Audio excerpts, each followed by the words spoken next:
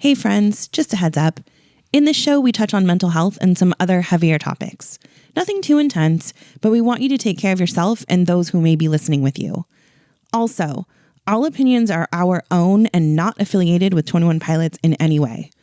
Listen with care, and thanks for being here.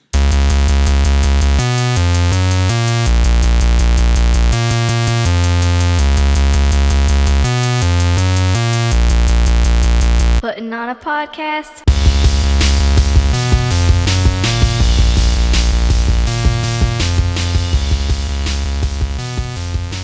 Woo!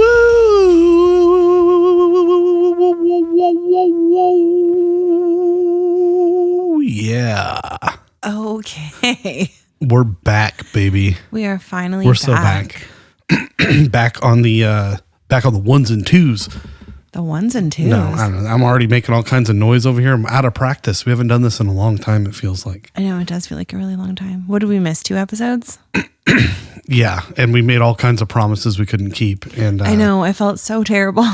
Yeah, and I would like to apologize in advance to everyone like I always do, but this time I have the European cold or something going on because my voice doesn't feel great and I got a buzzing in my ear. And yeah, it's good. Just good times, man. But we are back in the United States where we belong. And boy, do we ever know now how much we truly belong here. Right. And I think that most of the Europeans that we encountered probably agree that we belong here.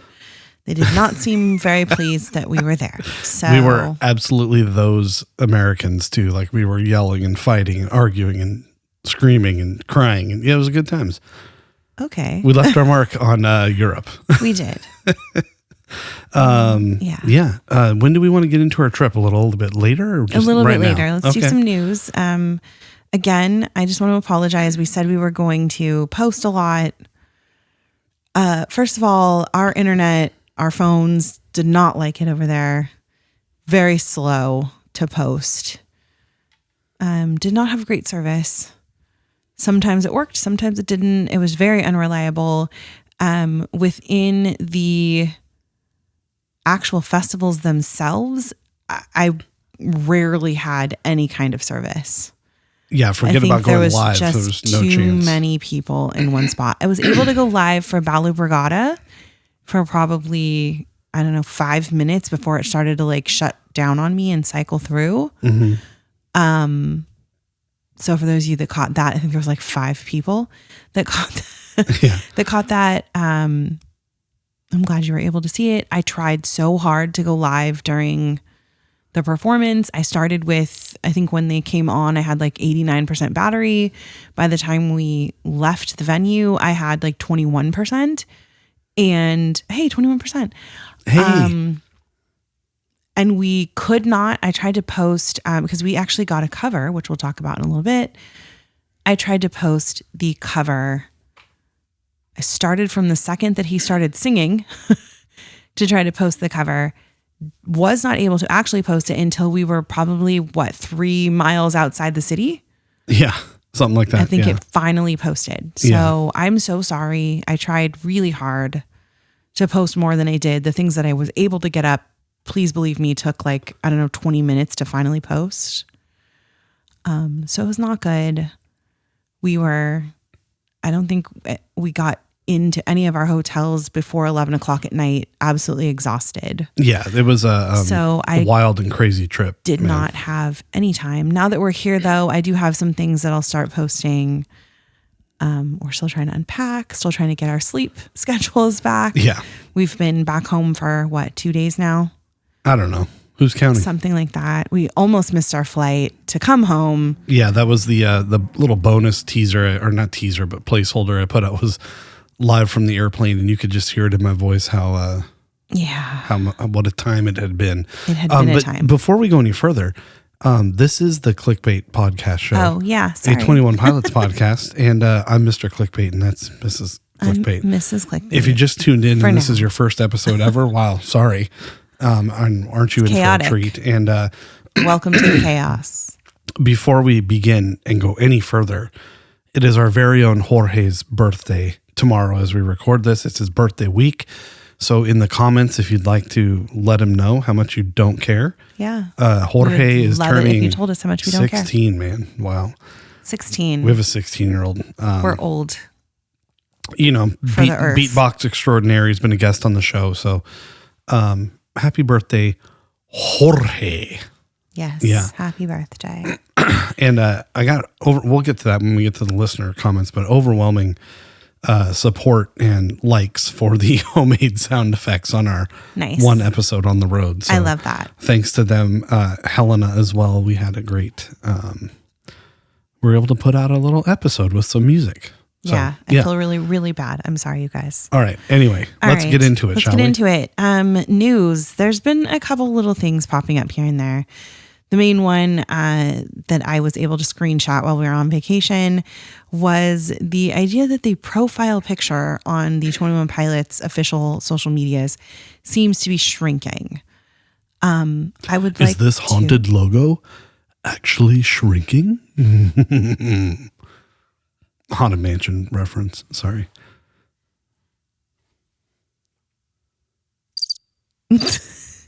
Yeah.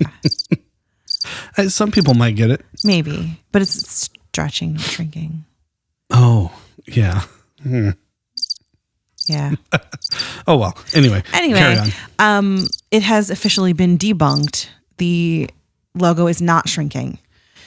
So someone was able to find a screenshot of the logo that they took, I guess, like a year ago when Clancy came out. And then the day that everyone was like, oh my gosh, the logo's shrinking, and put it right next to each other, juxtaposed it on top of each other. And big word. Big words. Nice. And it is not shrinking, in fact. So it's not growing either. It's not just growing. Sitting there. It's lying dormant. It is lying dormant. Yeah. So no, it is not shrinking. For those of you that are super excited that something's happening, it's not shrinking. Listen, lots of things are happening. That's just not it. Sorry. Right. Yeah. Speaking of something that is happening that they seem to be pretty consistent so far with, the web series. So they're right on top of that, man. We have heard that we are going to be getting a new web series, and so far they've put out 2 episodes, right? 2? Yeah. I would feel like any day now we should be getting the 3rd because we've had 3 more. Have we had 3 more festivals since then? It stopped with Main Square. Yeah. So I think we've had 3 more since We've then. had at least 2, yeah. At least 2. So another one should be coming out soon. I would like to say, if you would like to see us, we did make it into a couple shots. They don't know what we look like, but yeah. I know. We did make it into a couple shots of the Main Square Festival. You have to look really hard. But we're there. We did find ourselves. So yeah. We are there. We know what we look like, so that it was easy for us. But I know. Yeah, it's like, where's Waldo? If you can find us and let us know. Good luck. Good luck. I will give you a hint. Our own Helena stole my Dougie Fresh jacket because she was cold. She took my Adidas track jacket made by the one and only Dougie Fresh, who, by the way, is recuperating from surgery. So yeah, shout out Dougie Fresh. Shout out, thoughts and prayers. Speedy hope recovery. You're doing well. Speedy recovery. Yeah. Hopefully the click is behind you and everyone will send out some good vibes to you. But anyway, she stole my jacket. So that was actually how I was able to find us so quickly, because I could find the white stripes. The band, the White Stripes were there? Yeah, the white stripes were there. Weird. Yeah. All right. There's been a lot of stuff surrounding the festivals. Lots of news coming with that. There's little things here and there. But one of the things that has really got the click talking is one review of Rock Werchter in particular that I would like to talk about. And yeah, no, go ahead. Sorry. It's just a link for me. You don't need to click it. It won't work though. Why would it not work? Because you're not tuned into the machine. It's not sound. That's why I said it's just a link for me. Okay, well, real quick. Here's my review, and we'll get into more of this later. Rock Werchter sucks. But the 21 Pilots was great. This is more of a review about them at Rock Werchter. My personal Mr. Cliquebait's review of Rock Werchter, not favorable. All right, anyway, go ahead. I'm not really sure why, but none of the links are working. Oh, wonderful. This is going to be a real professional show. Yeah, they're like not clicking. Are they clicking for you, any of them?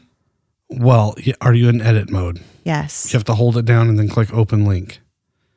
And then go to your whatever browser app you would like to use. And yeah, it works. Oh, it's like way over. Yeah, okay. It's in a different language though. Yeah, I know. 21 pilots op rock Werchter. Ik heb nog nooit in een punt over mental gezondheid zijn maken met vlammen. All right, here we go. Are we ready? Yeah, I'm going to read this. I just read the title. And Great. I'm going to read this to you. Just like when we're at like award ceremonies or, our daughter's promotion ceremony we just went to, we're going to hold the comments till the end. Yeah, hold the applause till the end as well. Hold the applause. Yeah. All right. Are we ready for this? I'm so ready. So the title of this particular review, shall we say, is called 21 Pilots at Rock Werchter. I have never seen anyone make a point about mental health with flamethrowers. 2 out of 5 stars.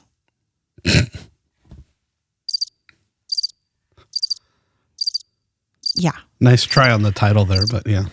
It doesn't get any better. Jasper Van Looy went to 21 Pilots concert at Rock Werchter and saw a band that was sometimes visually stunning but musically shaky on all sides. Yes. This is written by the one and only, please God, let there only be one of this person, Jasper Van Looy. He is a culture journalist at De Morgan, specializing in music. Who are these people? Where do you find these people? All right, here we go. Yeah. As the third night fell, the Rock Werchter crowd split into 2 columns. A small fraction had seen Gorillaz, the massive band with about 10 people on stage. 14. Including that guy from Blur, and thought, this is my headliner. I'm letting that guy with the black neck and his hyped up circus pass me by. The vast majority stayed for 21 Pilots, a group that still has a reputation among older youngsters of not being a real band, but a duo of karaoke singers. Can I stop you right there for a second? Is the black neck in the circus supposed to be 21 Pilots? Apparently. 2 guys are a circus? Apparently. Okay. I feel like the Gorillaz was more of a circus. That's what you asked a question about? Yeah. Not a duo of karaoke singers? Well, I didn't want to, you said save the comments till the end, so I'm trying to follow the rules, but like. All right, let me continue. It has a reputation among older youngsters of not being a real band, but a duo of karaoke singers for whom the fireworks are more important than what's on tape. Okay. Josh Dunn is, however, a real drummer and a good one at that. Okay. Yeah, indeed. That's the best we get. Yeah. Just leave it to him to kick off such a big night with the groove of Overcompensate, bathed in the red glow. Tyler Joseph takes care of the rest, masked and on his knees, with or without his ukulele lying before him on the stage floor like a sacrificial lamb. I can tell you this because I saw it on the screen. Due to the sparse lighting plan, the stage itself looks like a pretentious traffic light. How your show looks on screen is more important than in real life. That thought is characteristic of the latest generation of closing acts. With 21 Pilots, it makes for beautiful visuals. For example, when the camera captures in one fluid motion how Dunn moves from his drums to his keyboard as if to say, look, I'm a real musician. I'd love to believe that, mate, but then your friend Joseph has to play the piano part that I actually hear. What we do hear, however, is that this band's fans are the loudest of the entire weekend. Louder than those of Mumford & Sons, louder than those of any act in the barn. Personally, we find Center Mass, Shy Away, and Heavy Dirty Soul to be unsavory soups of Eminem, Sum 41, My Chemical Romance, and a child watching fireworks for the first time. What? Yeah. It doesn't sound like any of those. Yet the field sings and swings. Mm-hmm. Say what Yes, you we will do. about these 2 lads, but no one got more lights up in the past few days than they did during Drag Path. That's right. Does it matter then that next semester feels like Travis Barker moonlighting as the drummer of a bad The Strokes tribute band? The inside jokes are not landing. Sorry, Van Looy. That they cheaply spice up One Way with a snippet of Milky Chance's Stolen Dance. That Tear in My Heart is an unhappy marriage of flat pop rock and EDM? What? To me it does, to many it doesn't, and that is both okay. But 21 Pilots does tell a story. We hear the fans say, "Tell us something new." When Joseph comes on stage during Jumpsuit with yellow stripes on his jacket, did this guy even watch? There was no yellow stripes on his jacket. We know that stands for how he tries to protect himself from the demons in his head, and that refers to the fictional world he and Dunn are trying to build in their songs. When he sings about bishops, it isn't about the deceased, and this is a German word I don't know, but about invented evil clergymen who cannot see yellow and therefore cannot drag him into the hidden depths. That is interesting, but it doesn't suddenly make Nico and the Niners a good song. Moreover, I have never seen anyone make a point about mental health with flamethrowers. I think it's in the cards, a 21 Pilots show gushing with raw emotion. When I see the devil's eyes, I'll look away and smile wide. You found me, sings Joseph in Drag Path. And that is genuinely a beautiful line of lyrics. Had Nick Cave sung it had Nick Cave sung it at Live is Live, gentlemen scratching their chins in jackets with gin and tonic would have found it remarkable. Only, unfortunately for him, Cave doesn't have flamethrowers.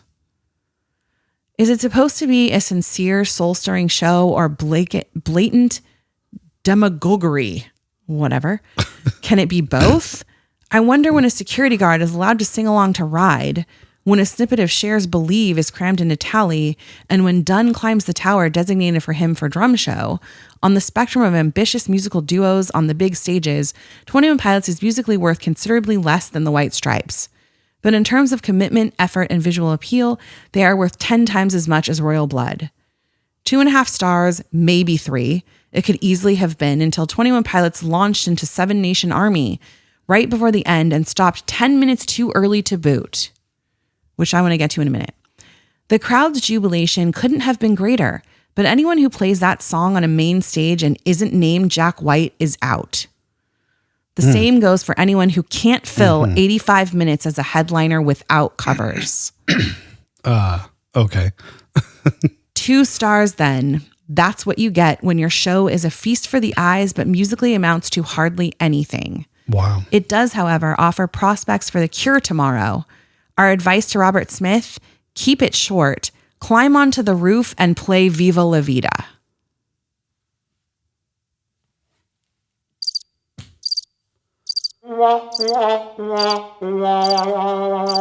Ouch.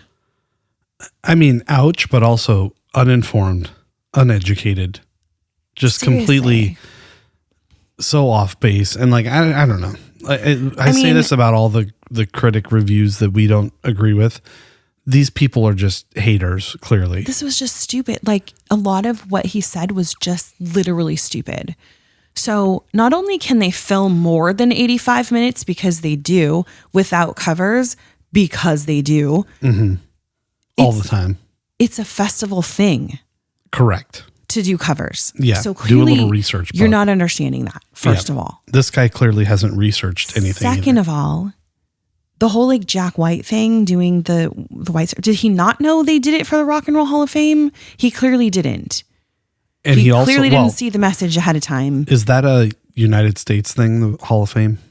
I'm sure it is, but it doesn't matter. Like, do your research. Yeah.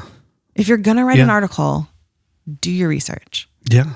Agreed. Secondly, like, if it were you and I going to this festival to see Gorillaz, for example, and then waited around because we're like, hey, let's check out 21 Pilots. My review, not being a fan, not knowing 21 Pilots, might be the same because we were so exhausted and we were tired and it was hot. And like, we just... No, it was nice there. The heat didn't play a factor. It was just a long day. By the end of the night, like when they came on, it was great. That was fine. But during the day, it was hot. We were sweaty. Everybody was smelly. Like, it was bad. We'll get into that in a minute. Yeah. But anyway, so I get it. Like, maybe this person's just like super tired. I don't know. It sounds like they've been there all weekend. So maybe they were just tired and done. I have no idea. I would love to see if they did other reviews for The Cure. I don't know. I'd love to see it. But the fact that he said they ended early, did he not realize they came on early? That's why I asked you earlier today if you could tell me what time Overcompensate But they was on. also didn't really end early. They didn't end early. We could hear them as we were rushing to we ended early. our shuttle. They didn't end early. We ended early. We could still hear them going. So I know that they did. If they did end early, it was maybe like 3 minutes because they started 3 minutes early. Right. So it wasn't 10 minutes. Give you that, guaranteed. Yeah, I'm getting really sick and tired of these people reviewing when they don't know.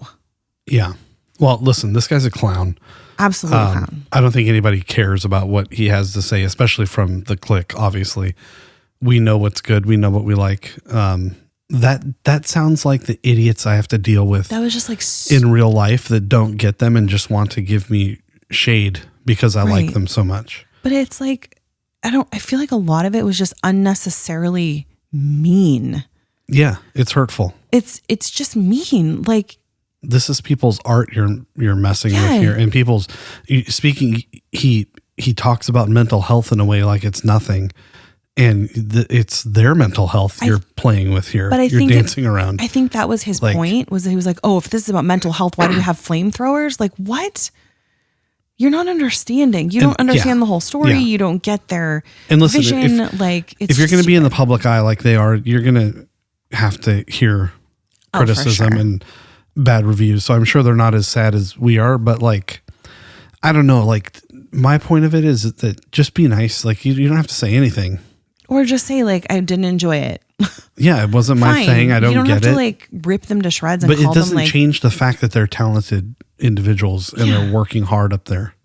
And you just completely break them down. That's not fair. Clearly, you are in the minority if you're literally admitting that they were the ones that got the most engagement all weekend. Correct. So, you are wrong. Good day, sir. Good day, sir. You lose. Yeah. All right, moving on to the next. Tyler's coats. Tyler has been teasing us, making us go crazy with these jumpsuit coats. Yeah. So they're different. All not the every outfits, time. Really. Right.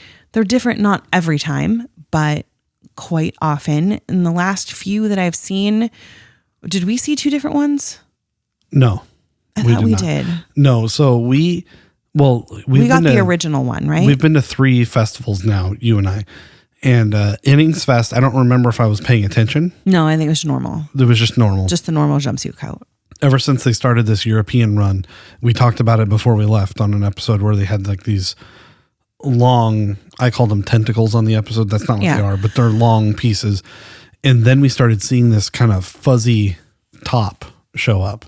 Yeah, almost like moss we talked about. Yeah, that apparently had blood stains where he potentially got stabbed in city walls by the antlers. Right. By Nico. And then that would go away sometimes. And that's what we saw, where it's kind of sparkly on top or has like these rivets. Almost. Yeah, it's like little rivets going down in lines. That's the one that we saw, which someone has pointed out. If you recall, I want to, was it before the Breach Tour began? Was that billboard? Do you remember the billboard? Yes, so there was a billboard. Everyone was assuming was part of the City Walls music video based on how it looked.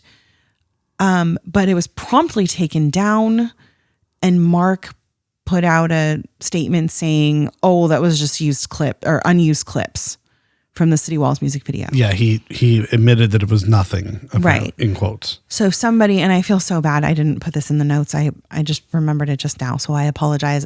I'll if I post it, I'll try to make sure to give them credit. It's not me. I did not find it. Someone has posted on Instagram that they found a still of it, and the jacket looks remarkably like the one we're now seeing in the festivals. Well, he doesn't wear a jacket in City Walls. He doesn't even wear that jacket. He doesn't. So yeah. Any video. It's a tour thing. Right. So whatever we're seeing, I don't know if it was a promotional still where they used the jacket and then decided we're going to use it on tour. I don't know. Yeah. But it is, I would say with about 95% certainty, the same outfit. Yeah. Like when he puts on his jumpsuit in quotes, the jacket in the video, it's like a short jacket, and on tour it's always been this long trench coat, like heavy, baggy trench coat. Right. And that's what we have now. But the rivets that you're talking about that we saw on our shows are what are being shown in this still that was on that billboard. Yeah. You can see them very clearly. They're the same pattern, everything. So people are saying, wait a minute, is this like a new music video we're going to get that we don't know about? Was this teasing this new coat? I'm thinking maybe they just happen to have the coat as like a iteration of this costume, took some stills in it, decided they don't want to use them. Those got used. I don't know. Yeah, I don't. All I can tell you is that the coat has been around since the song came out. A while, yes. So since Bandito tour, it's been a thing. This trench coat, he's worn it for every jumpsuit performance, right? Except for maybe like an award show or something. But every tour, and it's never looked like it has before. Europe this year, with the additions to it. So something's happening clearly. I mean, like, sure. I know that there's all the theories out there with Anna B and you, all those things about the lore not being done. And maybe that's what it is. I'm just saying that whether it's lore related or whatever, something's happening. Something's different happening, right? Because why add all that crap to it now? So then out of the blue, just for no reason. So now all of a sudden, at Mad Cool Festival, or was it Mad Cool? What was last night? No, last night was Nosferatu or whatever. No, not Nosferatu. Something. Yeah, I don't know. Whatever. Anyway, the last festival, he is wearing now, it looks like almost like a silver like barbershop vest. That's all the only thing I can think of. Yeah. It's like it's a silver kind of tapestry woven looking vest now over the coat. Yeah. Okay. Yeah. They have also noticed that if you go into the All Points East promotional videos, it's the same vest. So I don't know where that was that they're showing him wearing that vest, because I have never seen it. This is the first time I've seen that vest. But people are wondering, why is All Points East using that particular still to promote? Well, I have a theory about All Points East, and it's I weird agree. because it's not the last festival in the festival run. However, but with it being called All Points East, everything in this lore points east. East is up, blah, blah, blah, blah, blah. I could see that if there is another piece or another chapter or some alternate conclusion, it happening there. Right. So this festival that I'm going to say in quotes is basically a European 21 Pilots show. Yeah. We've got Bandito Camp. We have FPE. It's all themed to 21 Pilots. That's, I think, why everyone is so bent on something happening there. Plus, I don't know if you remember this, and I have not seen a lot of people talk about this. Did we forget that the London show was the show he did not take the jacket? I didn't forget. This is the very last show on the tour. Yeah. He did not take the jacket. So it would only make sense that something's going on there. Does that make sense to you? I agree. So that's, I'm just feeling something. Isn't London the place that has like Nico Burger and Bandito Bar and all that stuff too? No, it's around the All Points East venue. Yeah. Is where all these things. So yeah, something's happening. I would like to say it's going to be Columbus. That's going to be this big culmination, but I think it's going to end, or the next lore thing is going to come out there at All Points East. Then Columbus will just be this big celebration, farewell tour. Don't say that. I know. I don't want to say that, but that's how I'm feeling every day. It gets worse. It's scary. Okay. Moving on from the coats. Another little thing people are freaking out about at Werchter, which we didn't get to see because we left. He says during Trees, I lied. It's not the last time. Well, wait a minute. Pause. I could have sworn I saw that live. We didn't. Did he do it at Main Square as well? Are you sure? Are you sure about this? Yes, 100%. I would like you to push the link. For those of you who have not heard it, I have found the link of the show. so we can listen and talk about.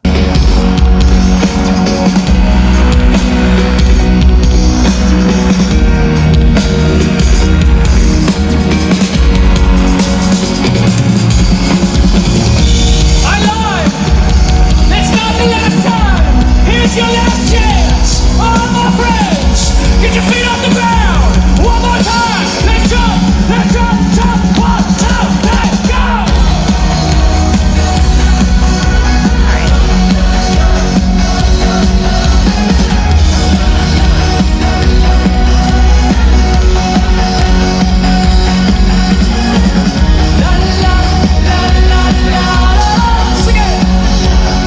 You can stop at any time. I'm trying to figure out how to do it. Okay. I swear he did that at Main Square as well. He did not. Then where did I see this? Because I haven't seen that video. And I have no idea. I It's saw been it. all over the place. People posting this. I lied. This is not the last time. People have been posting it all over the place. So maybe you saw I gotta that? find a I don't video of know. Main Square. 'Cause I swear I was there in the flesh when he said it, and I thought the same thing. Like, what? My No. ears, my corgi ears went. Oh, is that a mosquito? That's a mosquito. I don't know. Anyway, we'll deal with it later. Let's move it along. All right. So the consensus is that he is saying it has to do with city walls, where he says it's the last time that I try. And I always mix the two songs up. Center Mass when he says I lied, or is it one Yeah. way? Yeah. Center Mass. Okay. He says I lied, right? So they're thinking he's putting these two songs together, and he's trying to tell us that it was not the last time that he tries. He's lying. Okay. Okay. I disagree. I don't. You don't. You think he's saying, I think he's literally saying, because, he tells us, like, do you have one more in you? He says it all the time. I need you to jump for me. Do you have one more in you? I think he is telling us, oh, I lied. I'm sorry. This is the last time I'm going to ask you to jump. Agreed, but he's never done that before. He hasn't, you're right. And he hasn't done it again, but there was nothing else to indicate that this was something we should focus on. I personally think he is just saying, sorry, I told you I wasn't going to make you do this, but I'm going to make you do it one more time. Okay. I think that's what he's saying. But you think he's trying to call out there's something happening. Is that what you're saying? I mean, listen, this is like the this is like the conversation I was trying to have with Helena today about religion. Yes, logically speaking and literally speaking, he's saying, oops, I messed up. There's one more time. But I also think, because I have a podcast and I'm a lore laner and I love 21 Pilots and all these freaky things they do, that it means something very deep and complex. Okay. All right. Because that's what I choose to believe, because it makes me have hope that this is going to continue on, and I love it. So, Well, we will find out. I think, yeah, logically speaking, 100%, he's probably like, oops. I think, Told you we're done jumping and you're not. I know that Tyler likes to hide things and likes to do little Easter eggs and little things for us. But the things that have all pointed to turning out to actually be something, it was deliberate in a way that we would definitely catch it, if you know what I mean. Yeah. Yeah. Things like Charlotte's Web. I think he's just saying something. Correct. Yeah. I don't feel like this was so deliberate that we were supposed to catch it. I think this was a truly, oh, sorry, I'm going to make you jump again. Yeah, maybe. Because we'll see. he does Time that. will tell. He does that checking in on us all the time. You got one more in you? Do you think you can do this one more time for me? He does that a lot. Was Werchter live streamed? Yes, that was the live stream. So I think when he knows that the whole clique is watching, is he gives us these nuggets. If it was a show that wasn't live streamed, then you're right. He probably was like, Well, hey. he didn't do anything during, what was the other one we were watching live? When? You were watching and I I wasn't. think it was what was the first one? Not Hurricane. Oh, I don't know. Pink Pop. Pink Pop. I think Pink Pop was live streamed. He didn't do anything. There was nothing in that. He's not going to do it every time. Well, okay, whatever. Anyway. Anyway, All right. I agree to disagree. disagree. You agree. I disagree. Good day. All right. I said good day. Last news issue item that I want to talk about. He had another auto-tune issue. Yeah. Mad cool. I don't know how auto-tune works, but this is hilarious. So I actually did a little bit of research on it because I was trying to figure out like what is going on here. he purposely has to sing the note off key so that the auto tune corrects it in the right way. Oh, okay. It's like pitch correction. Yeah, it's like a pitch correction. So because I was like, is it his fault? Is it the technician's fault? What's going on here? If the technician does not cue up the auto tune in the correct way, it's not going to catch the note and auto tune it. Does that make sense? Yeah. So yes, this is a technician issue. It is not a Tyler Joseph issue. Is it Shap? Please tell me it's Shap so he gets more shade. Why? I love when Shap gets in trouble because it's funny. Oh, no, I think Shap just does lighting. So. That's not very nice. Anyway, apparently I can't find like a full whole clip of it. I just can find the quick clips of that. And then I guess he did not do the tally or the Believe cover that night and instead chose to go over to the, what are they called? The God microphone or whatever. Yeah. Chose to go over there and get very mad. The voice of God, the VOG. Someone said he stopped playing the bass line, put his hand up to his forehead and was visibly upset. Yeah, I mean, yeah. It So, sounds awful when it happens. Here's what I have to say about this. I get, like, you said it was funny. I get that everybody else thinks it's funny. Do we have to post it everywhere? I feel really bad. The poor man. Like, well, listen. just let it slip and go away. Like, don't Listen, everyone's making fun of it. I feel bad. Tyler, I know you're listening. Don't feel bad. Don't feel bad. upset. And people should post it, especially based on what you just said. I think it's harder for a trained, great singer like Tyler to sing it off key. Right.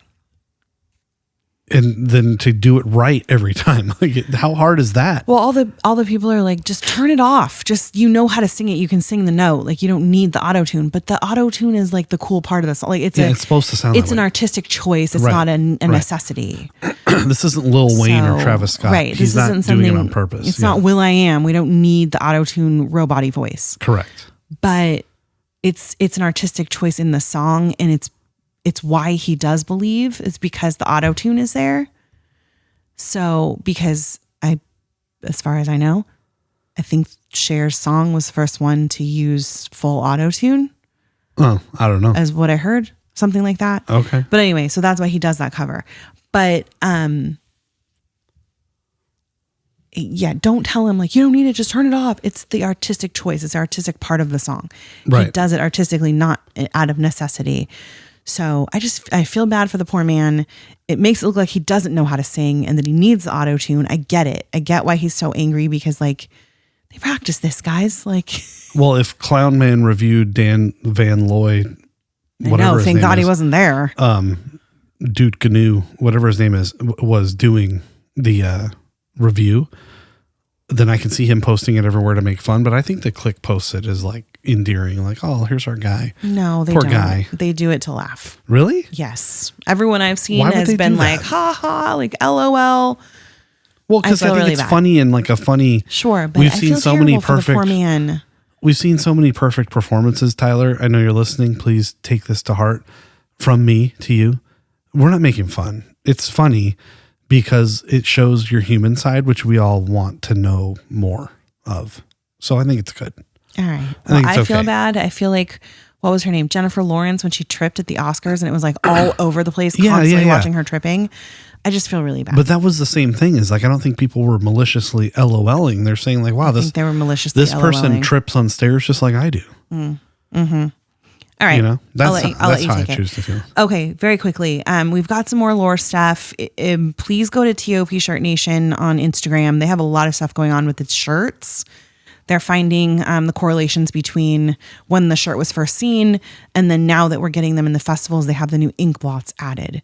So if you were at any of the festivals, please check your pictures. See if you've got any good clear ones. There's some images they still haven't been able to match. What I love, and I hope this is true, is that they truly mean what they say when they say we are part of this story. They're wearing them in order of the ones we didn't catch. So they know that we've figured some out over the Clancy tour. I saw a post from TOP Shirt Nation I see what you're that he's literally wearing the ones we weren't able to figure out and decipher. He's wearing them in order now.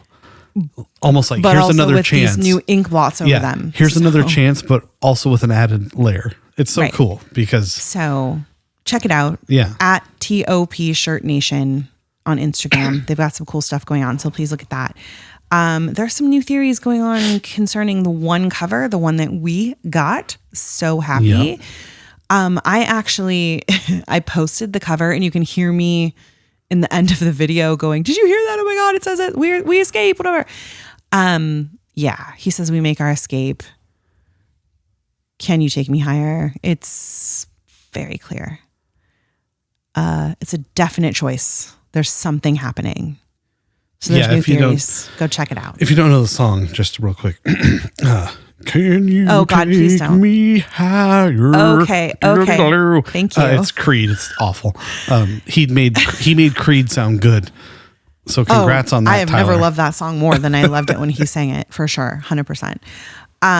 Yeah. So there's some new lore theories out there surrounding that. A lot of this torchbearer is going to help him escape kind of thing. Yeah. All right. On to our shows. Let's talk about them. Let's talk about them quickly because I've got a lore deep dive to do here. Okay. Rock Werchter was our We'll first start show. with that. First in show. Belgium. We were very excited. Almost our last show. Okay, so here's what happened. Here's the thing, guys. We've never been to a European festival. We have not. The only festival we've been to was like Festival Light, I guess. It was Innings Festival, which was like festival adjacent, if you will. Like it was. No, it was a legit festival. I know, but it was just like small. Rock Werchter apparently is one of Europe's biggest music festivals. Yeah, and so we and the kids were not necessarily conditioned for this, but just to start things off, and I'll be quick. We decided to take the free shuttle from a adjacent town that drops you off in a different country. It feels like it was literally, we get off the shuttle and we're like, we don't hear any music. Where are we? It's because you have to walk another 2 miles or whatever kilometers if you're European just to get to the gate, to get to where you're going. To get to the main gate. Yeah. So we're exhausted by the time we get there. It's packed. It's crazy. It's dusty. It's dirty. It's hot. People smoking everywhere. It's crazy. I mean, it's fun. I can't imagine sitting on that barricade for 12 hours like Evie At did least and some they of the were other in the people. shade. The boys did great because of a parking snafu and our error. We had to leave a little bit early. I feel terrible for that. We've never done anything like that. But like I said, we were not prepared at all. We were not prepared. And no. we quickly realized that we are VIP people. We need our little lounge to go sit down. That sounds very pretentious. It does, but like I wasn't ready for it. Yeah, we just weren't. And I'm not sure I like it. We're old people. Our kids have never experienced anything of that nature. Not even a festival. So it was a lot. It was a lot for them. I think it was a lot for us to not understand the language very well. We have certain, I don't want to say, what's the word I'm looking for? Expectations? Not expectations, because that's the word I didn't want to use because it makes me sound like really stuck up. Preconceived notions. No, like I guess I'm going to say expectations only because I can't think of a better word for it. But in the US, there are certain things that we can expect at shows. One of them being water being handed out. Correct. Yeah. There's just, I have it like on the tip of my tongue and I can't think about it. Like, things amenities. that not amenities, but like things that you aren't written, like unwritten rules is what I'm trying to say. Okay. Yeah. In the US. In the US, we don't smoke in a crowd. It's very rude. Right. Extremely rude It's in the illegal US. in a lot of places. It's illegal in a lot of places.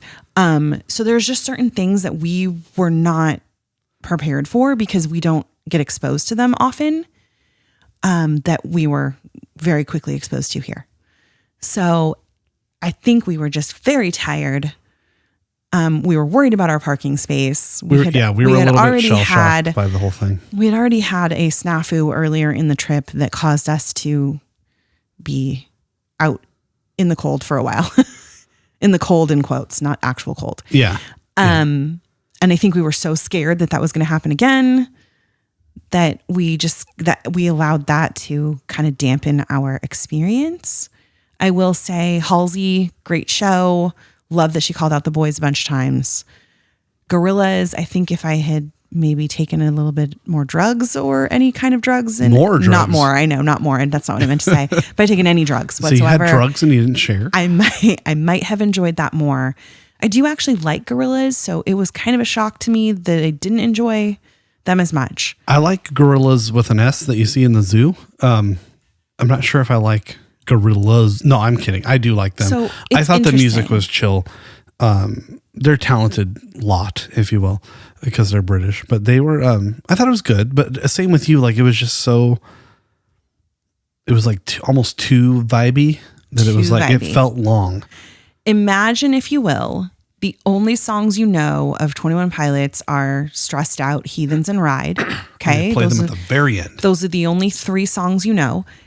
They not only do they play them at the very end, but the only songs they play for you to listen to are The Judge, House of Gold, We Don't Believe What's on TV. Easy.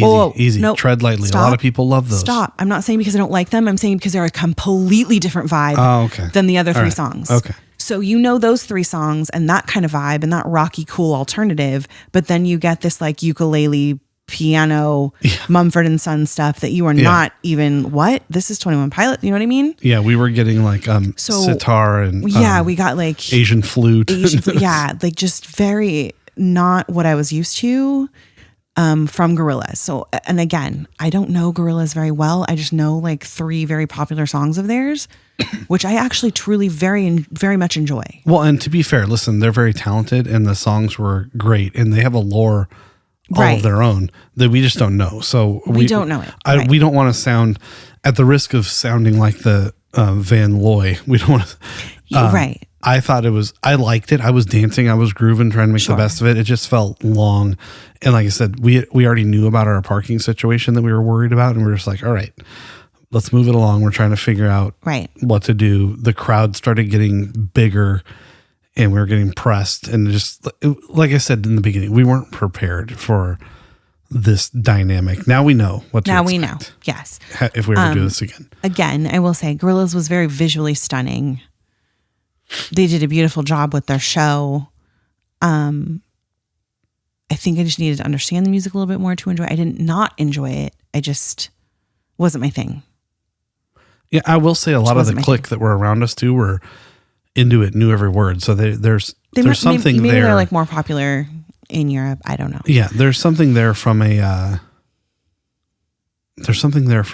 talent perspective, I guess, because I feel like the clique understands good music. So yeah, for sure. I want to give them a chance. I liked it. I enjoyed it.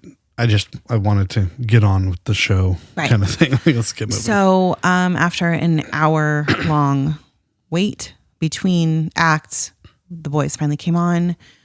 Super proud of Werchter. We absolutely brought the noise level for sure. Did not feel like I did at Jingle Ball where there's nobody singing. Everybody knew every word. It was great. Crowd was good. Vibe was good. Yeah? No? Yeah, 100%. Okay, you weren't saying anything, so I wasn't sure if you agreed with me. No, it was great. Dancing was awesome. Everybody was into it, having a great time, I think. Yeah? Yeah, except for Helena. For a while. That's a personal thing. That's a whole other story. Here, just real quick, my biggest beef with Werchter and all the festivals in Europe, and it's not their fault, they start so dang late. Yes, so late. And it's because, especially for 21 Pilots, because they shoot flamethrowers and have visuals, blah, blah, blah. Yeah. It has to be dark. It has to be dark, yeah. For the effect. So it doesn't get dark in Europe in the summer until like 11 p.m.-ish. So for me, this old body and just the rapid fire schedule we were on for our trip, I was bloody exhausted by the time they went on. And in this particular one, they went on at like 11:25. Yeah. That's incredibly late. It's almost tomorrow. I was not having it. So I was frustrated with that. And then we'll get into the main square in a second, but that one was late as well.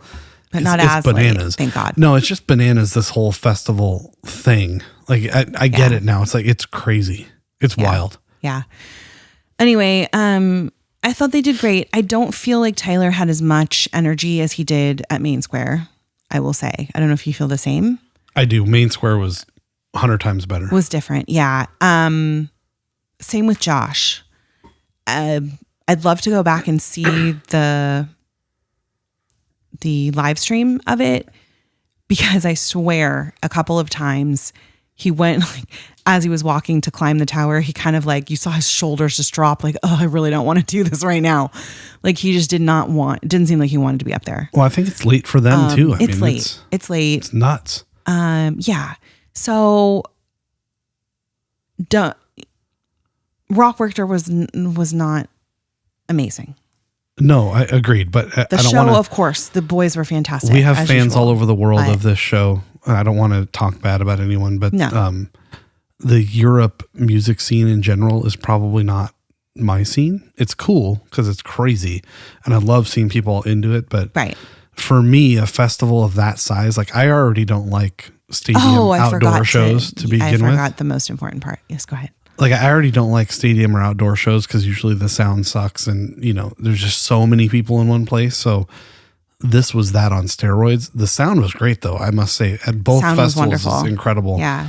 I liked being a little further back because I could really pay attention to the visuals, and now is almost like a 21 Pilots study, if you will, student. I like to really watch and try to figure things out, so that was cool. But I don't know that I'll go to a European festival again in my lifetime. Right. It's crazy.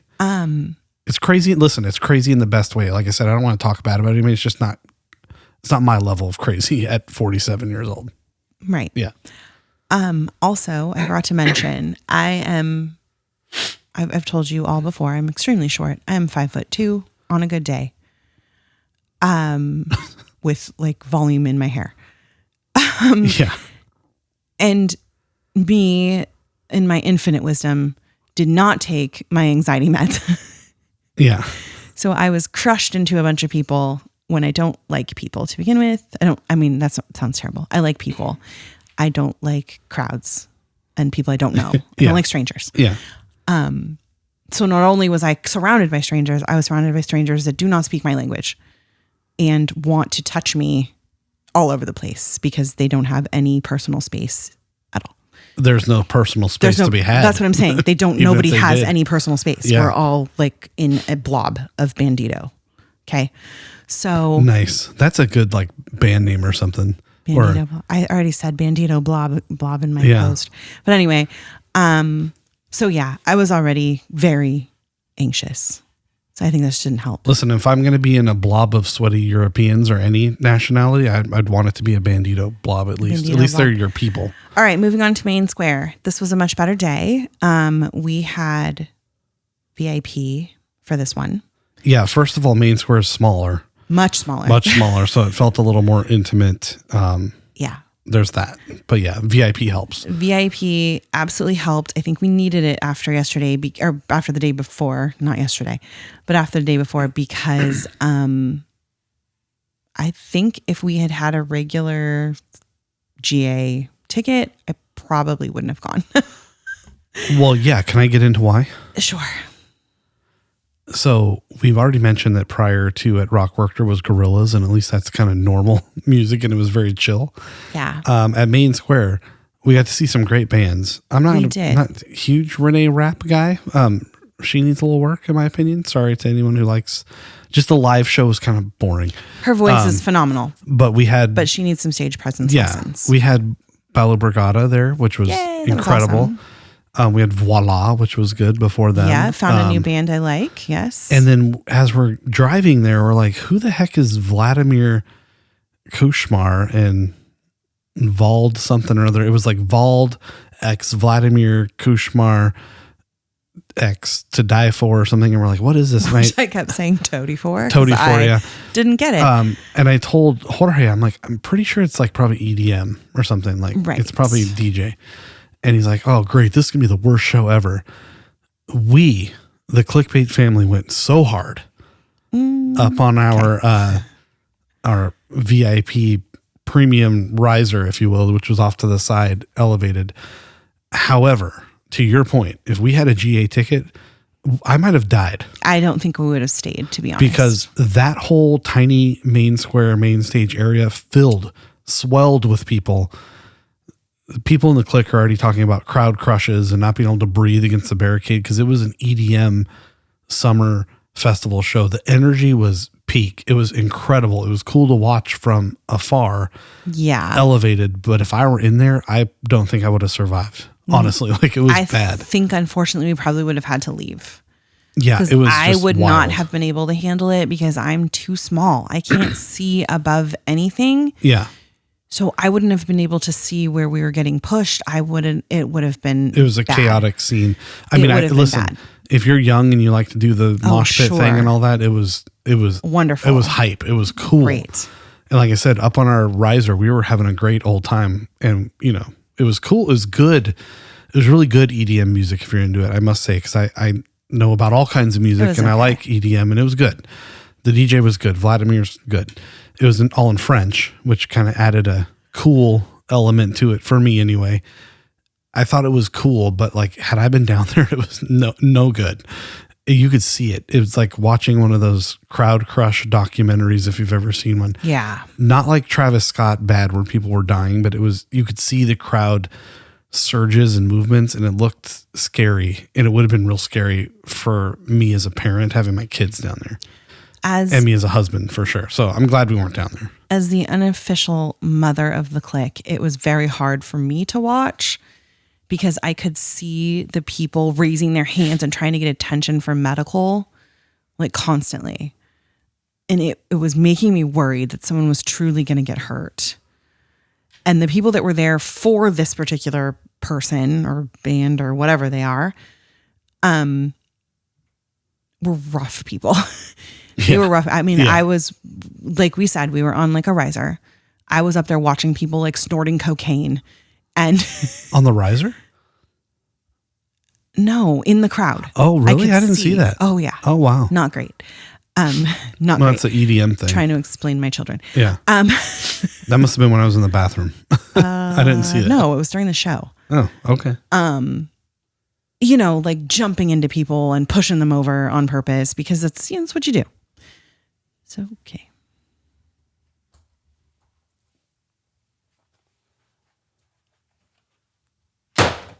Oh, you got it. Oh, you didn't get it. It fell into the box.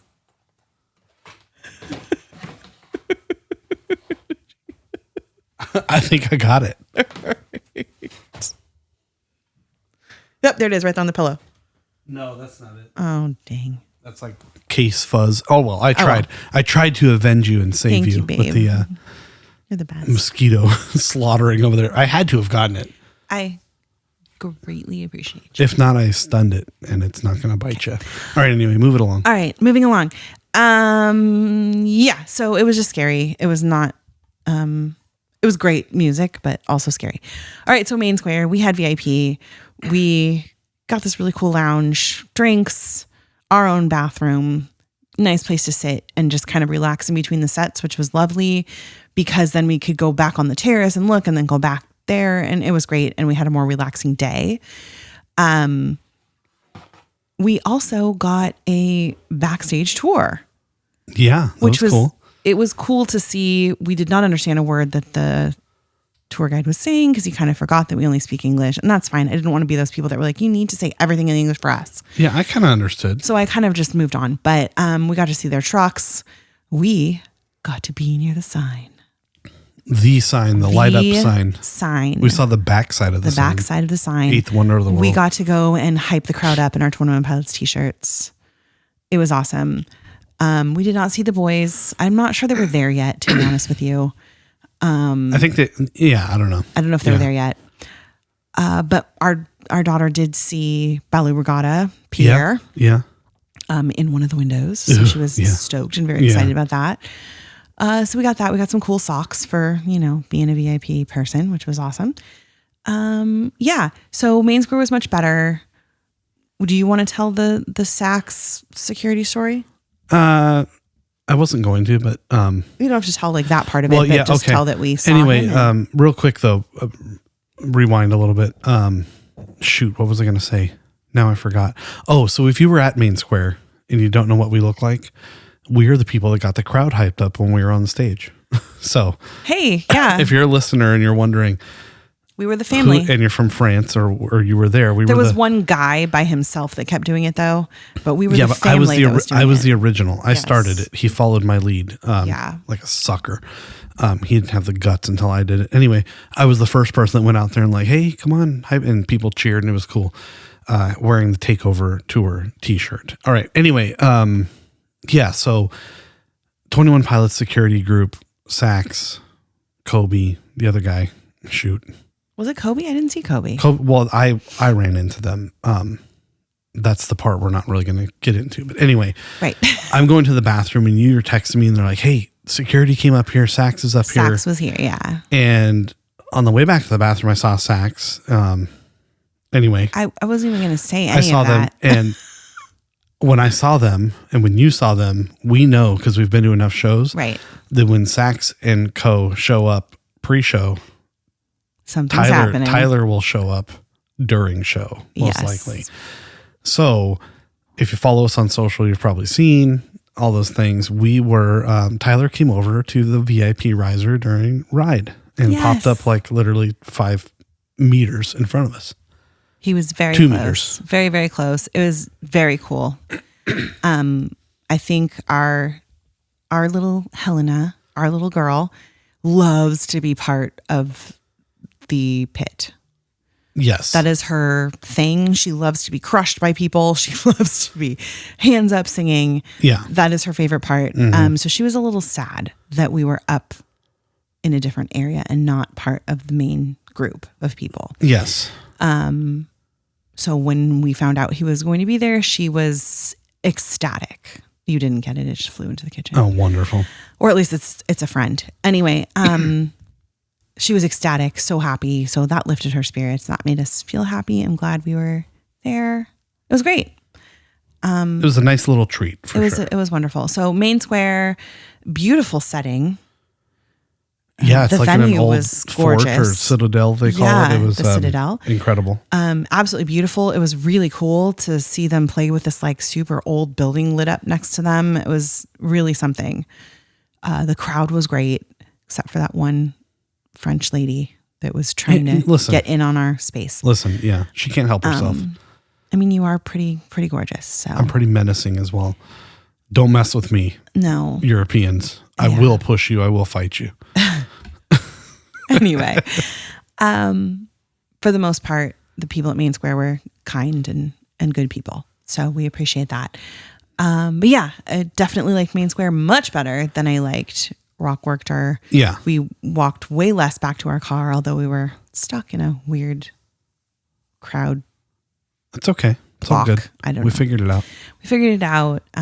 So it was good. Listen, just to put a bow on Europe, I love Europe. I love the people. I love French people. I love all the things. Werchter was cool. Just, Sure. we might be a little old for the huge European music festival. So I just want to make it very clear, like every country group of people has their rude people and their bad people and the people that will push you and try to invade your space, whatever. It's got nothing to do with being over there. If we made it sound that way, sorry. Right. It was great. It was a great time. We ran into way more great people than we did bad people. And like I said, I've run into bad people in the States all the time. So it's just a thing that happens. For the most part, people are great, but there are people that suck. Yeah. And so we will hopefully not have the same experience in our next upcoming shows. What's our next one? Somo? I don't know. Sure. I think Somo is our next one. No idea. Yeah. September 11th, I believe. Yeah. Okay. I don't know. I just, you say, hey, we're going somewhere, and I get in the car and I go. Right. That's what we do. So yeah, our next one will be Somo Fest. Again, that's actually not a US show. So we'll see how it's different there. Yeah, but the Canadians are wicked. But I think it's also much smaller than anything else we've been to so far. So yeah, I'm excited about that. Looking forward to it. This did not put me off of festivals at all. I just don't think we were prepared Yeah. for Rock Werchter. Right. All right. How are we on time? Should we even save this? Do we? No, we promised a long show, so we're going to get into it. Oh, all right. Let's We're do at it. an hour 5 though, so we probably should. Maybe I'll cut it, like not do all of what I was going to talk about. We'll just kind of intro it. Whatever. How's that sound? Welcome to our show production meeting, everyone. Do you have listener feedback? Or do we? We'll hold off on that till next week. To listener feedback. Okay. Yeah. I already and then mentioned I it. do have a TOP fan doing amazing things, but I just got one from a listener that I also really, really like. So I was going to do 2. So let's just do 2 next week. Perfect. And I already mentioned the feedback from the trip was people loved the homemade sound effects. They were so happy we're on the trip. Couldn't wait for us to get back. They missed us. All great things. So I know, and they wanted you. to hear about our trip, but I feel like we've talked so much about the festivals that we probably should just move on. Our trip was great. We went through 6 countries. 6 countries. It was wild. Yeah. Road tripping across. It was crazy. Europe. Europe is absolutely stunning. I just sometimes can't believe, like when we were standing in the middle of some of it, I was like, I can't believe we're here. Like, how is this real? So we found a lot of 21 Pilots references in the wild. Which I will be posting soon. It was fun. Yeah. All right. All right. Are you ready? Yes. For the lore. Deep dive with a bonus table bump in there. Bonus table bump. All right. So a few weeks ago, we talked about the history of Tyler's black hands and neck paint. We talked about what it represents and where it came from and why it has become such an important symbol to 21 Pilots. But today, I kind of want to take that conversation a step further because I want to talk about them during live shows. I told you I would, so I'd like to do that if I can. Yeah. And yeah. Okay. What? Well, I thought we were going to do other things too. Or is that for next time? Like what? Oh, no, we're gotcha. going to continue. Okay. All right. Well, so what he's referring to is, as I was doing the research for this, as I always do, I fell down an enormous rabbit hole of all kinds of other things. So I now have probably 3 more topics that have to do with this to explore for you. Which we'll get into and it all makes into. sense. It'll be good stuff. It's good stuff. Yeah. All right, let's talk black paint. What did the idiot call them? The black neck man and his black neck trusty man and his sidekick or something? Yeah. So the question that I want to talk about today, it's not what does the paint represent, because we already talked about that. I kind of already did a whole thing about that. I think the bigger question is, why does Tyler choose to wear it during some songs, but not others? And I want to look at it through the lens of live concerts this time. Okay. So I'm purely talking live concert shows, not, what's the word I'm looking for? Like award shows or television performances. Yeah, like a I'm tour talking about or a their festival. tours, their festivals, Yeah. their shows. Gotcha. Okay. I want to talk about why the paint shows up during certain moments of a concert. Why does it disappear sometimes? What's with the masks? We talked about the masks, right? Do they mean the same thing? Yeah. Okay. Yeah. Because once you start paying attention to all of these little tiny details as I did today, you'll start to see that I think these are incredibly intentional. When he wears them, when he doesn't wear them, when they're prominent, when they're not prominent, when he's got the stole, when he doesn't have the stole, when he has a mask, doesn't have a mask, right? When he's got both. So I think this is really important to talk about. Well, that's why I was confused. Those are more like outfit pieces, because I feel like I've only seen him with paint on at shows. I've never seen him without. Since I've been a fan, every live show I've seen, he's got paint the whole time. But what I'm talking about is he didn't until Blurry Face. Gotcha. Okay. That's what I want to talk about. How did this even evolve? Yeah, exactly. Okay. Does that make sense? Yeah. And I want to say in the Icy tour, he did not have paint on until he did the ritual. Yes. Yeah. Okay. All right. Okay. So that's kind of what I'm talking about here. All right. So I think that these visuals might be telling a story that we've kind of been watching unfold for years, like I just said. What if all these visuals are actually chapters, but of the same story? Catch what I'm laying down here? I do. All right. So first I'm going to establish one important thing. The paint does not mean only lore. We already talked about that last week. So I want to make sure that we are all very clear on this. Are you with me? I am 100%. I think this is probably the biggest misconception within the clique. If the black paint only represented Clancy or only represented the Dima storyline, then Tyler wouldn't only wear it during songs that are directly connected to the lore. I mean, he would only wear it during songs that are directly connected. Wow, I can't talk. Wow, easy for you to say. To the lore. Yeah. So yeah, it has to, we have to understand that it just doesn't just mean lore. and I think I said on our last episode too, like I've paid a lot of attention to it where I feel like it's darker sometimes than others. Right. And it's either darker on the hands or darker on the neck, depending on the message. Right. In non-lore songs, Sure. like The Craving. So Exactly. yeah. Because like we said last week, these are personal, emotional songs. Yeah. It doesn't just mean lore. These are songs about Tyler's own experiences. And they tell us that the paint represents something bigger than just the fictional story. So the lore, I don't think created the meaning of the paint. I think the lore gave the meaning a character. Yes. Okay. Mm-hmm. So the last episode, we said the paint represents insecurity, specifically the places where Tyler feels the most vulnerable. So we said the neck represents his voice, his ability to communicate, his singing, his identity. His hands represent what he creates, his music, his art, the things he puts into the world, right? So every time Tyler puts that paint on, maybe he's not saying, I am becoming blurry face, right? Like he's not saying, oh, signal blurry face now. Okay. Maybe he's saying, I'm stepping into a place where these insecurities are present or are at the forefront. Mm-hmm. He's performing from a vulnerable place. And he's acknowledging the things that he has the power, that have the power to control him.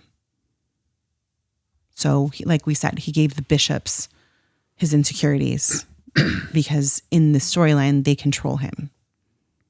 Okay. So then the next question becomes why not have it sometimes, like we talked about in the Craving single version. Yeah. Right? Okay. I don't think that, like we said, I don't think these changes are random. I think they act almost like transitions between emotional states for him. Like I said, chapters in a story.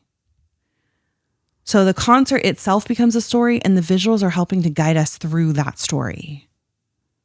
And I'm going to get into it deeper when I kind of go further into it. Like we talked about I would like to talk about the different costume pieces and what each one of those mean. Yeah.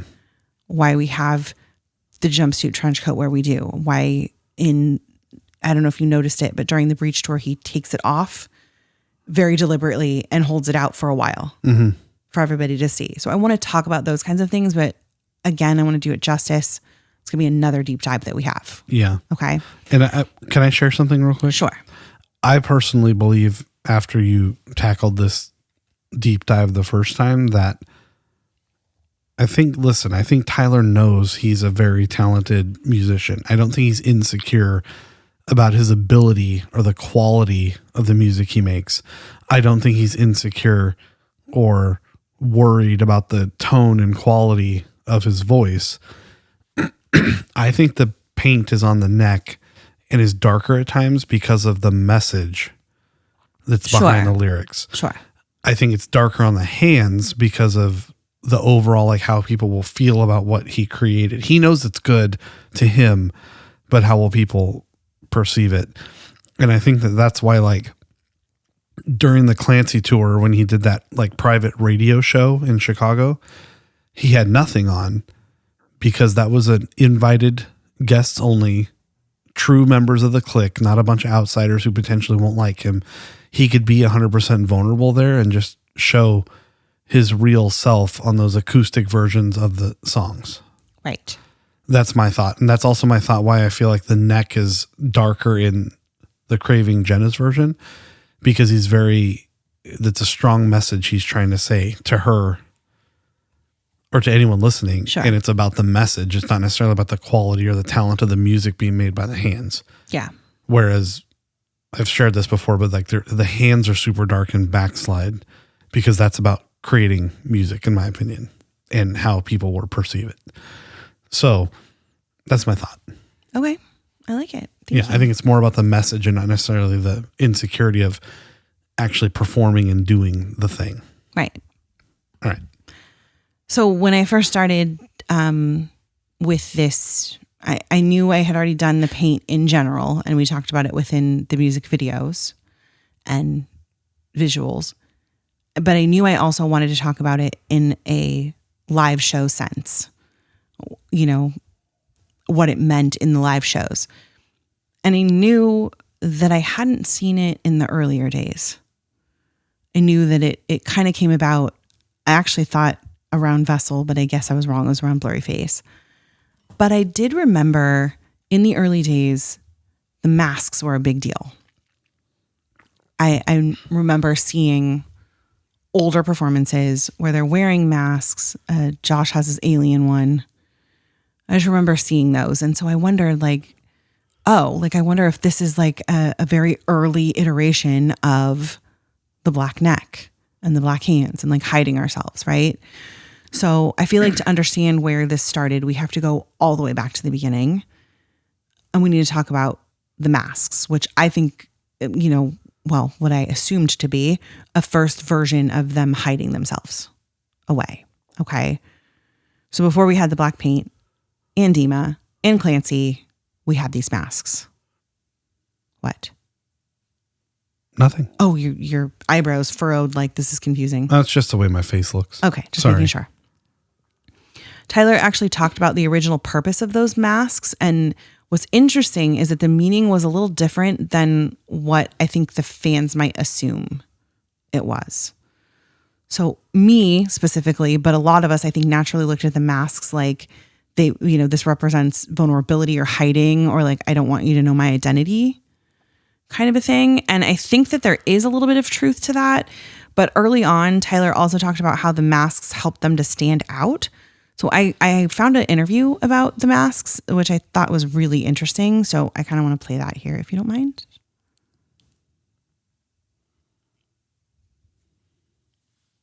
Guys, I'm Brad Leone. We're down here on the Texas coast. Got my son Griffin down here doing a little fishing, a little hunting. Yeah, love Bradley's doing a classic little Western. fishing. Just Off in a laugh. yacht to replace that slot with the masks. Somebody stole my car radio and now Starting out as a local band, it's always fun to say that.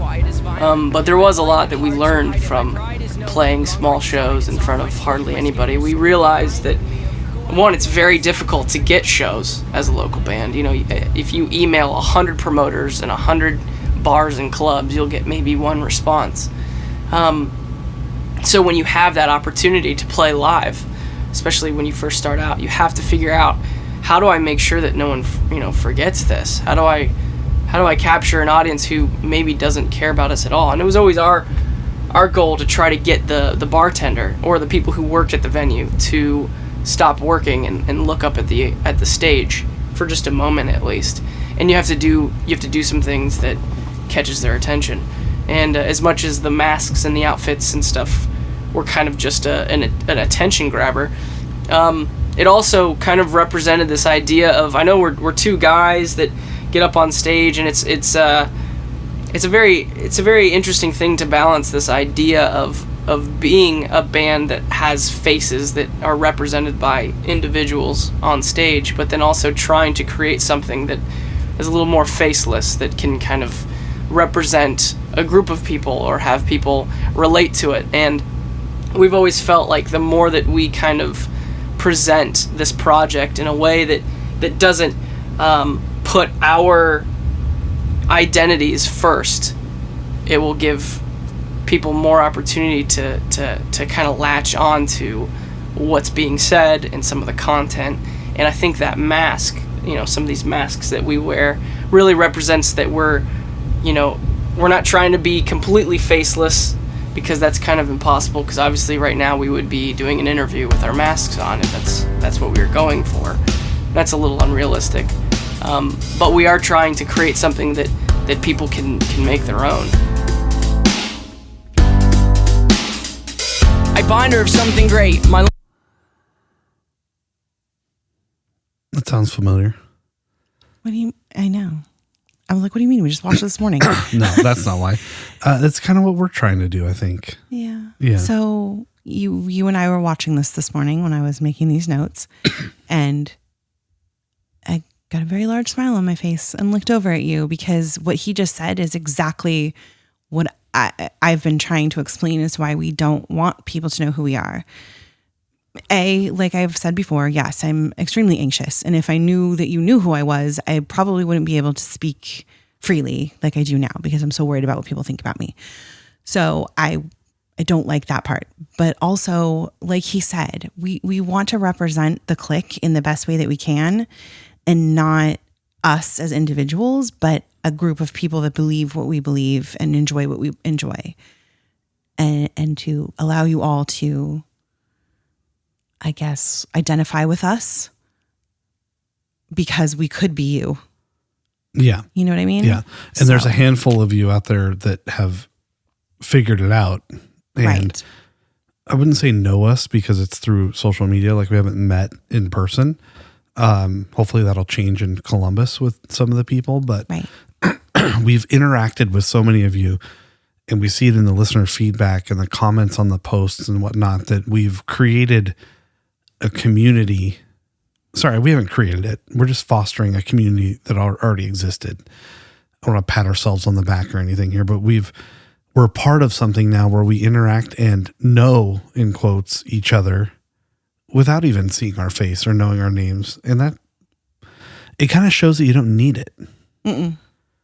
Like that extra vanity or whatever it is, like, you don't need it. It's not about us. You can still have a conversation with us through Spotify or Instagram or whatever. And we're commenting back to you with our authentic selves. We're nice. We're fun people. And we like to comment and interact. That's us to the core when we're not the Cliquebait podcast. But that's all you know us as, and it's fine. And that's okay. You don't need to know who we are. I'm okay with it. All right. So back to this. So as here I am thinking like, oh, they don't want anybody to know who they are. They're, nervous, whatever.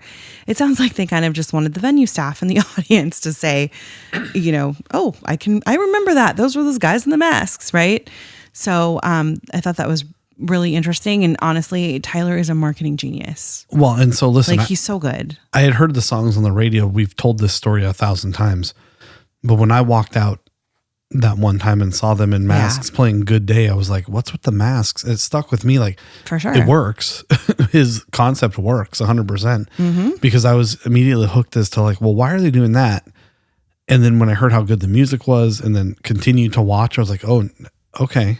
And I started to get it. And now here we are, So yes. And I think it's exactly the message they were trying to also send across when they did the White Stripes. It just shifts that focus away from Tyler and Josh as an individual and makes it about the music. Yeah. 100%. Not about them specifically. Yep. So it allows the fans to project themselves into the songs, and the mask could belong to anybody. It could be anyone up there. We said back then that when Tyler lifts it up, that's the part that's his. That I'm Tyler. Yeah. That was unique. It's not part of the song. I mean, the lyrics are, yes, but the piano and the way he did it. And then they both immediately lift them up in the end when they give credit, because at that point they want people to know we are Josh and Tyler and we are paying tribute to this great other artist. Exactly. Yeah. It's actually really powerful if you think about the way they did that. 100%. So let's get into the early stuff. I'm going to start with an obvious one. I'm going to start with car radio. And this is probably the most recognizable use of the mask during the early years. The mask comes on as they begin to play the song, right? And this is, by the way, I'm not talking about the music video. I'm talking about live. Okay. Yeah. And then in later years, even when the actual ski mask isn't there, the same idea continues like in a different form. So it's dark, or it's he's wearing Clancy. Yeah. Right. So it's not the ski mask. It's still a mask. Also, like I said, during the Icy tour, it was a beanie. It's on his head, and then when he starts to play car radio, it gets dark and he pulls it down. Yeah. So it just is in different forms. It changes, but the purpose is still there. The purpose still remains. Because car radio, I think, is one of Tyler's most vulnerable songs, especially like when you watch the music video and you see him like shaving his head. Like it's a vulnerable song. And the entire song is about losing the distraction that keeps those bad thoughts away. It's about being alone with your own mind, which I think is what's the most scary to him. So the mask almost becomes like a physical representation of the moment where Tyler's trapped inside of his own thoughts. Like it's holding him in there, if that makes sense. And the anxiety takes over and the mask becomes necessary. He needs it. But then after the song, when the song's over, especially when we talk about like the Clancy World Tour where he's up there and he's really high and he pulls it off at the end, right? That's what's fascinating to me, this moment, because it almost feels like Tyler has finally escaped his own head. Like he's showing you like, I figured it, I conquered it. I'm done. It's me now, right? The thing that represented being trapped is removed. So now I want to talk about another early visual, and that's the skeleton hoodies. So these are things we've all come to know and love. Yeah. Skeleton hoodies. But these became popular during Ode to Sleep. And this one's kind of fascinating because Ode to Sleep was often the opening song for their shows in the beginning. So it would be the first image of 21 Pilots that the audience would have. Was them taking the stage as skeletons, not them specifically. Yeah, interesting now that you say that. Yeah. I wonder what tours, maybe just Bandito tour where they opened with jumpsuit. They're in, at least Tyler's in a mask. Almost all of the early ones, they opened with Ode to Sleep. But what I'm saying is they're covering their faces in almost all the openers. Josh, not so much, but they both are covered in Icy Tour and Takeover Tour. They're both covered in the Breach Tour. Yeah, Tyler's Josh wasn't covered Clancy. in Clancy, but Tyler is. Yeah. Yeah, so maybe just the but Bandito I will say, tour. Josh isn't covered, but you can't see him. He's dark back there. Correct, yeah. It's all the flashy red lights, so it's really hard to see that it's him. Yeah, interesting. All right, so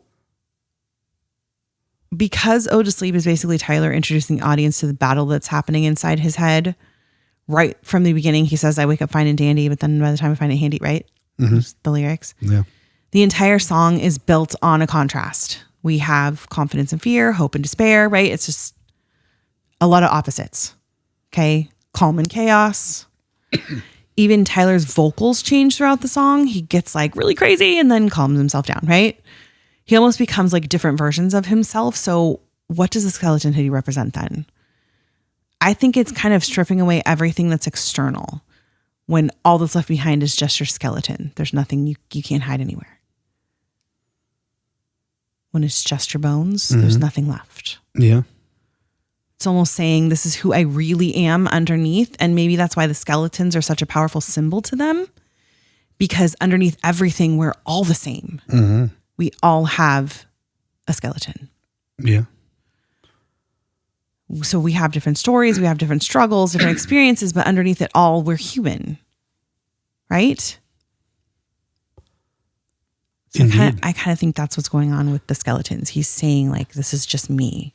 It also makes me think of, this whole thing makes me think of, with them wearing them in the openers for most of the tours. Mm-hmm. It makes me think of Guns for Hands video when it's basically like, you don't have to take it off till you're ready kind of thing. Yes. I love, that's one of my favorite lines of all. Yeah. And in those visually represented in the tour, the masks come off after a couple songs when they're ready. Yeah.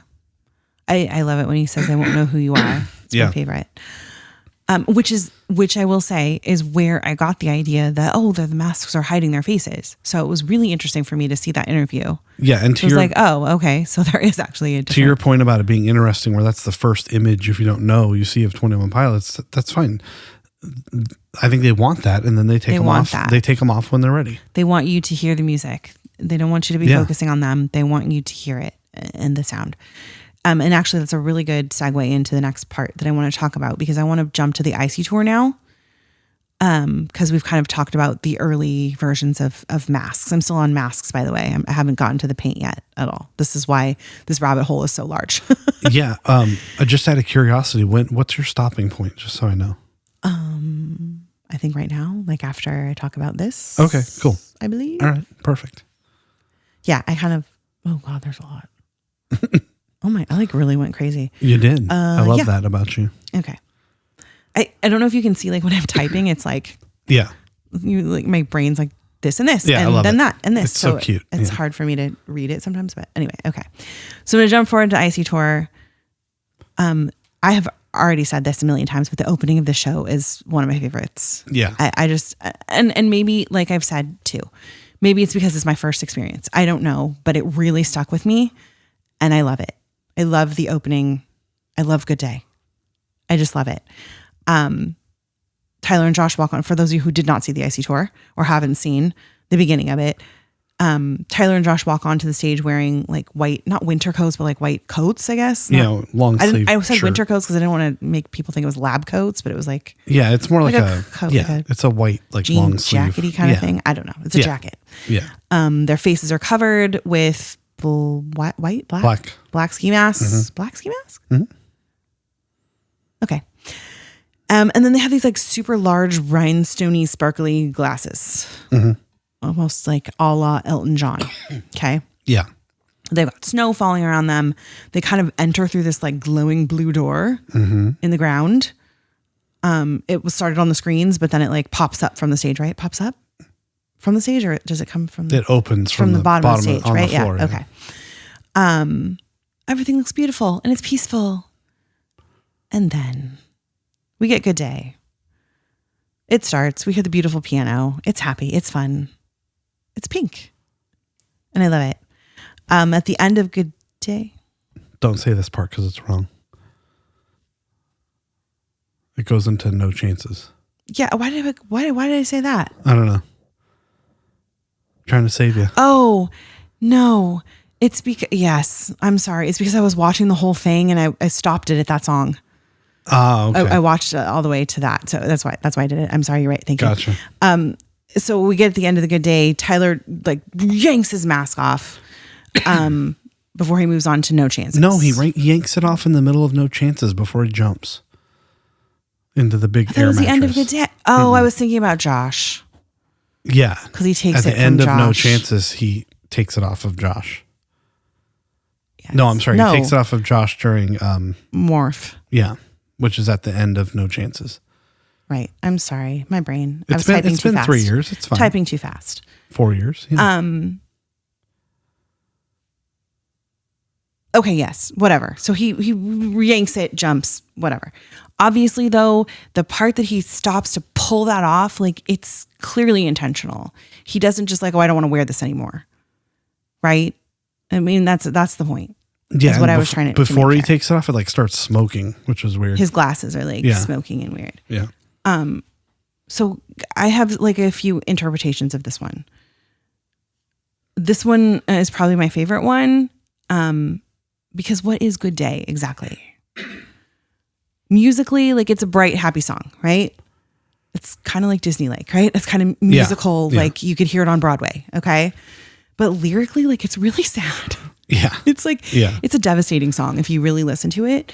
Yeah. Go back and listen to episode whatever for a Good Day deep when we dive. do it. Tyler actually has talked about the song being when he wrote it, he was imagining losing Jenna and Rosie and then like what his response would be to that, which that's like, ow. Like That's very dark. gut Yeah. wrenching. Yeah. Okay. It's like, I'm okay. It's a good day. Everything's gonna be fine. You know, like, I don't know if you've ever lost someone, but it's almost like okay, I need to keep going. I need to continue. Like you can't, if you Oh, yeah. stop, you're going to cry and you'll be sad. So like, it's going to be fine. It's going to be a good Isn't day. it the first stage of grief or something? Something The denial, Yeah. right? So even when everything's falling apart, he's going to be okay. It's a good day, right? Mm-hmm. So what do the costumes represent then? I think the mask hides Tyler's real face, obviously.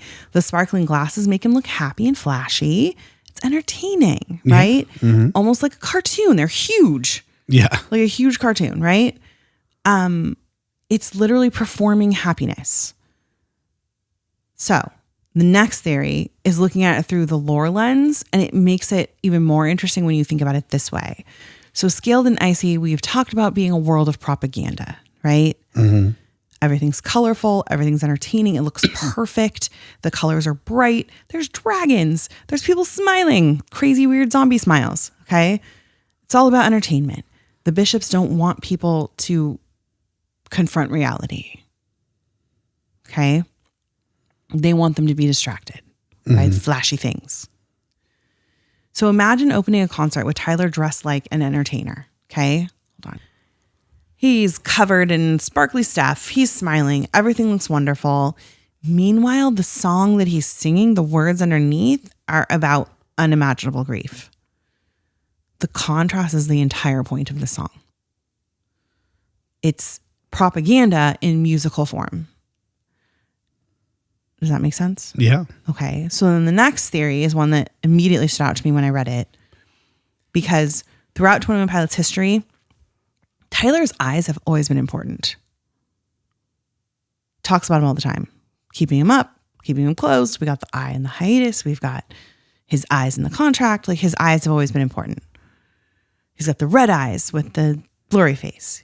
Covers his eyes. We got the red tape that goes over the eyes, right? So lots of eyes stuff. The eyes often tell us what's happening emotionally to somebody. Like even if you're trying really hard to hide how you feel, your eyes will often betray you. Especially like if you're trying to smile and be happy. If your eyes don't smile, you know you're not happy. You know what I mean? I do. Or like if someone's sad, you can immediately see them tear up or whatever. Okay. But those giant sparkly glasses completely block that connection. We can't see the eye. We can't see the eyes. Where in a ski mask, we can. We can still see eyes, right? So we can't read Tyler. We can't see what he's feeling. It's almost like the audience isn't seeing Tyler Joseph. They're seeing this character. It's a performer. It's a version of himself that's being presented to us. So Tyler's talked about wanting Good Day to feel different from previous album openings. Instead of starting with something intense like Ode to Sleep or Jumpsuit, he wanted to feel like walking on stage, turning the lights on, and smiling. And what if the costume literally represents that, the smile? Yeah. The happy. Yeah. It's not Tyler. It's not Clancy. It's a performer pretending that everything's okay. Mm-hmm. And he gave us a clue about this a long time ago in Blurry Face. Yeah. Do you remember? No. Listen, I know this one's a contradiction because of how happy it sounds, but the lyrics are so down. It's okay though, because it represents, better yet, it is how I feel right now. Yeah. So it's that recurring theme repeating itself, but also like this is a thing that he acknowledges over and over again, you know? Something just completely turned a light bulb on for me. Like big light bulb just went off. Yeah. So I think we've mentioned it before. Our son Jorge is diagnosed autistic.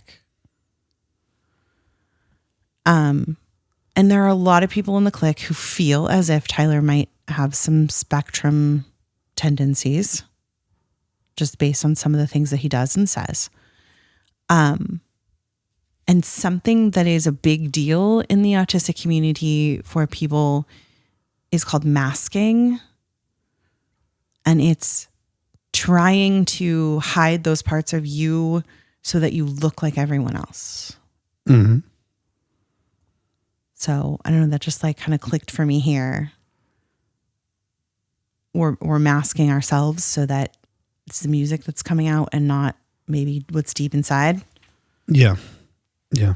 Sort of thing. Well, I think that's why the, more about the autism kind of community and thing is that it's so broad of a spectrum now, because I think they've started to realize that everyone has a place on that spectrum. Right.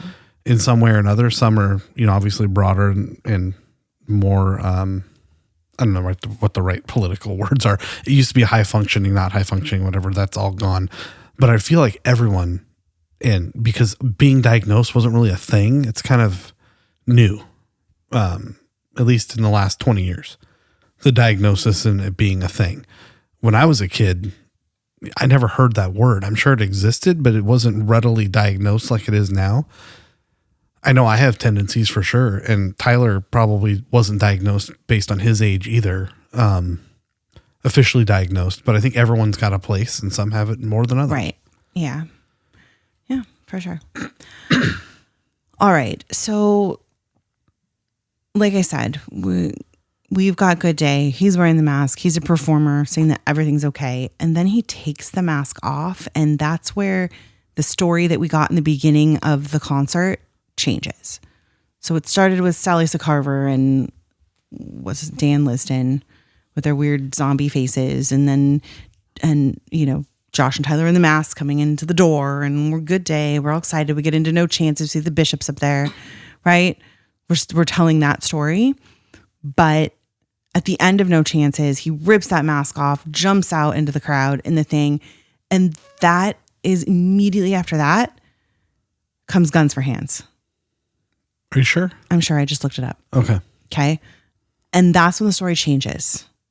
Because now we're not in the Skilled and Icy story anymore. Now we're back into, we're at a concert. Yeah. Tyler doesn't have his mask on anymore. The illusion's over. It's not a performer performing. Now we know it's Tyler. Right. Because we know Guns for Hands. We know that song to be 21 Pilots. We know that song to be Tyler. We don't know it to be this other character. If that makes sense. Yeah. So it's kind of like Tyler saying, okay, the fake smile's over. Let's get honest. I'm me now. It's me. And I think that's what makes these particular moments, these choices he makes so interesting, because maybe the costumes aren't just about what he's wearing, but maybe they're about who Tyler is becoming in that moment. Yeah. So the mask, the paint, the different skeleton hoodies, the glasses, right? Yeah. They all are different versions of the same thing. So it kind of like the question I'm asking now is, what parts of ourselves do we hide? And what happens when we finally take those layers off? That's really interesting because in Breach, which is all I can really remember, and the festivals are the most current, he takes it off after Raw Fear, after doing in the Breach tour, he does overcompensate the contract, Raw Fear, and then takes it off at the end when he's kind of saying like, I can't seem to take this any longer. Mm-hmm. And then we get the, hey, thanks for coming out. We're 21 Pilots. We're going to do it. And the same thing in the festivals. He does it after the contract. Cause that's second, he takes it off kind of in the middle of that. And just, I've noticed in the festivals, there's no drama to taking it off. He just takes it off, kind of smiles at the camera. And then the next thing is, how's everyone doing? And it goes into center mass. And that's when before center mass starts, he talks about, we're going to give you everything we have tonight. Thanks for having us, whatever. Yep. Now, because now he's Tyler. He's not Clancy anymore. Yeah, it's exactly the thing you said. Mm-hmm. That's good, babe. You're so smart. Thanks, honey. I love it. All right. So I'm going to stop there for now because we're getting long again. And I want to, so next week, I'm going to start getting into the blurry face era when we start seeing the paint coming, and kind of how that looked in those tours and what that means. I'm going to kind of talk about that. So we're moving away from the masks now. I know I talked about masks and we talked about how masks are kind of like a costume piece. But I do want to do a different dive into the costume pieces. And when I say costume pieces, I mean things like the t-shirts, the jumpsuit, the stole, those kinds of things. Yeah, the sparkly jacket in the outside during the icy tour. Yeah. So I do know that a mask is technically like a clothing piece, but to me, it felt very much like the paint in the beginning. Yeah. But then after hearing the interview, it's not. So, and then listen. So that's why I'm kind of lumping the mask with the paint. I want to be clear too that not everything has a connection. Like wearing the red beanie during Stressed Out is because he wore it during the video. It's because like that's a true, it's his, recognizable like prop costume piece. The other things have meanings, we believe, and we're going to tell you about it. Right. All right. Well, it's good to be back. Hopefully you guys feel the same on this very long hour and 45-minute episode. This might be our longest ever. I think so. Again, we're really sorry that we did not come through on our promises. Well, listen, and we were that's very why, quiet for the last 10, 12 days. Right. That's why we did a longer one for you. And if you want to speed it up, listen on 2x speed. We sound hilarious. Hilarious. Like if you really want to extend it, listen to it on negative speed and we sound like we're drunk. That's a good time. That's also really good. Yeah. So anyway, we hope you like it. We're glad to be back and talking to you about all these things we love, and we hope you love the episode as well. Thanks for sticking it out. Thanks for missing us. It makes me feel all warm and fuzzy so many inside. people were like, where are you? And I will say, based on the downloads, we didn't lose anybody. They listened to our little placeholders and teasers. And oh, good. I'm glad. I don't know if people went back and listened to old episodes, but the downloads remained get some strong. Feedback from a few listeners that they did go back and listen to some old ones because they missed us. Yeah. The downloads remain strong. We're over 22K now total. Wow. That's incredible. Exciting. So, we should have celebrated 21. Yeah. Oh, wow. I think we were on the road when it happened. Anyway, thanks for listening, everyone. Thanks for being here. All the things I already said. We are Cliquebait, and so are you. Stay alive, friends. Show.